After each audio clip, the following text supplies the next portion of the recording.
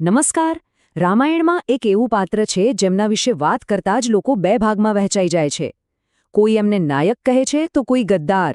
જી હા, જેમણે પોતાના જ સગા ભાઈ રાવણની વિરુદ્ધ જઈને ભગવાન રામનો સાથ આપ્યો. આજે આપણે ઊંડાણમાં ઉતરીશું વિભીષણની કથામાં અને ધર્મ અને સંઘર્ષની આ અનોખી ગાથાને સમજવાનો પ્રયત્ન કરીશું.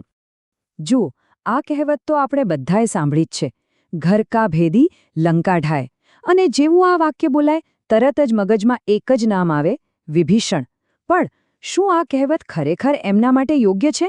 શું એમણે સાચે જ પોતાના ઘર સાથે, પોતાના ભાઈ સાથે ગદ્દારી કરી હતી? ચાલો આજે આ જ સવાલનો જવાબ શોધવાની કોશિશ કરીએ.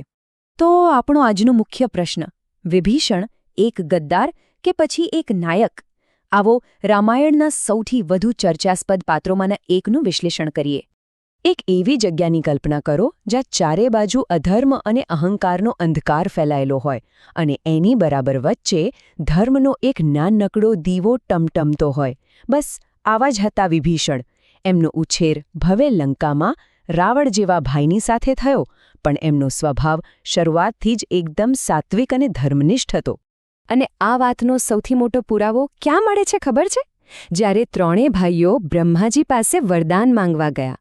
રાવણે માંગ્યો અહંકાર અને શક્તિ, કુંભકર્ણે માંગી ગાઢ નિંદ્રા, પણ વિભીષણે એમણે માંગ્યું કે હે પ્રભુ, મારી ભક્તિ હંમેશા ભગવાનમાં રહે અને મારી બુદ્ધિ ક્યારેય ધર્મનો માર્ગ ન ચૂકે. બસ આ એક જ વાતથી એમના ચરિત્રનો આખો પાયો સમજાઈ જાય છે.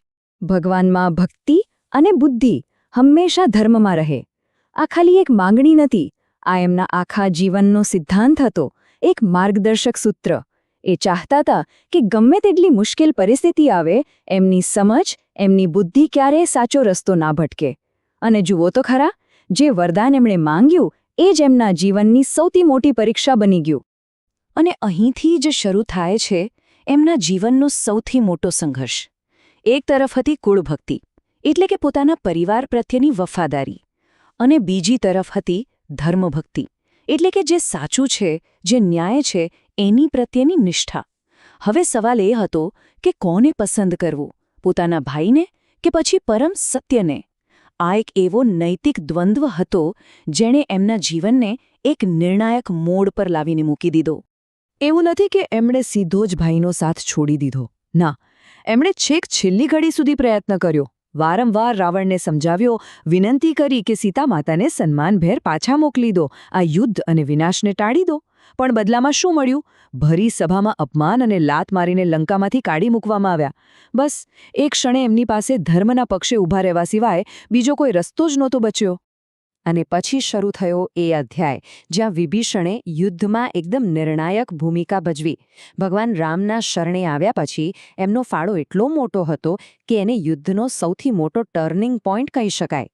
જુઓ, એ ખાલી રામની સેનામાં જોડાયા નહોતા, પણ એમણે અધર્મના નાશ માટે સક્રિયપણે મદદ કરી. લંકાના એક રહસ્ય, રાવણની માયાવી શક્તિઓની જાણકારી, કુંભકર્ણ અને મેઘનાદ જેવા મહાયોદ્ધાઓને કેવી રીતે હરાવી શકાય એના રહસ્યો, અને સૌથી અગત્યનું રાવણનું મૃત્યુનું રહસ્ય કે એની નાભીમાં અમૃત છે, આ બધી જ ગુપ્ત માહિતી એમણે જ ભગવાન રામને આપી.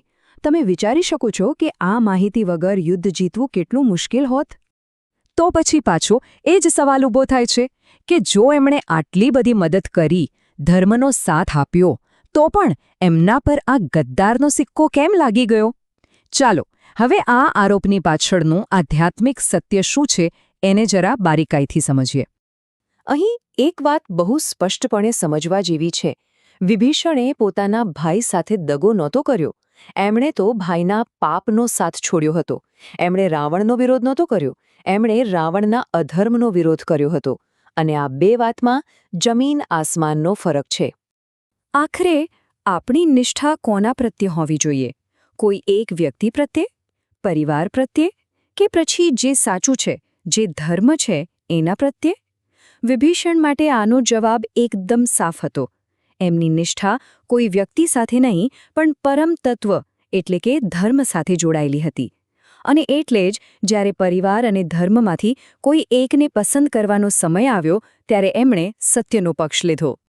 અને હવે હું તમને એક એવો પુરાવો આપવા જઈ રહી છું જે વિભીષણ પર લાગેલા દરેક આરોપનો જવાબ આપી દેશે. બસ આ એક આંકડો યાદ રાખજો, 7. આ નંબર જ વિભીષણનું સાચું સ્થાન શું છે એ સાબિત કરી દેશે. આપણા શાસ્ત્રોમાં 7 ચિરંજીવીઓનો ઉલ્લેખ છે. ચિરંજીવી એટલે એવી મહાન વ્યક્તિઓ જે અમર છે, જેમને કળિયુગના અંત સુધી આ પૃથ્વી પર રહેવાનું વરદાન મળ્યું છે, અને આ સન્માન એમને એમના અસાધારણ ગુણો અને મહાન કાર્યો માટે મળ્યું છે. અને સૌથી ચોંકાવનારી વાત એ છે કે એ 7 અમર વ્યક્તિઓની યાદીમાં વિભીષણનું નામ પણ સામેલ છે. હવે જરા વિચારો, જો એમણે ખરેખર કોઈ ગદ્દારી કરી હોત, કોઈ પાપ કર્યું હોત, તો શું આપણા શાસ્ત્રો એમને ચિરંજીવી જેવું આટલું મોટું સન્માન આપત? ક્યારે નહીં. આ એક જ વાત પૂરતી છે સાબિત કરવા માટે કે એમણે જે માર્ગ પસંદ કર્યો એ જ સાચો અને શ્રેષ્ઠ માર્ગ હતો.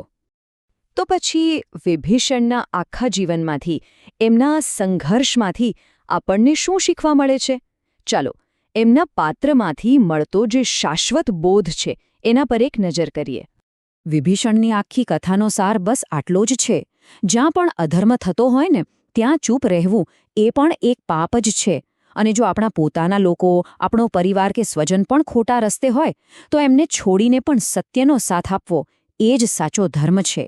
વ્યક્તિ કે પરિવાર કરતાં પણ સત્ય અને ધર્મ હંમેશા ઉપર હોય છે, અને આ જ વિભીષણના પાત્રનો સૌથી મોટો અને શાશ્વત સંદેશ છે.